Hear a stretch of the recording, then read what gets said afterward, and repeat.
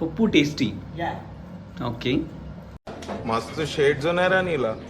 అబ్బో Kamal Haasan. So rice నువ్వే పెట్టావు. That's why full టేస్టీయా.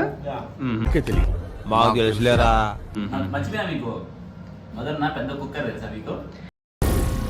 ఏం మాట్లాడుతున్నావురా, నరాలు కట్ అయిపోయింది. కుక్కర్ కాదు అది, అంటాడు.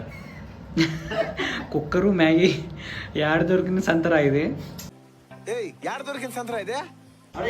వెజ్ కుక్కర్ అన్నా అంటే మదన్న మన బ్యాచ్ లో. రే ఎవర్రా మీరంతా?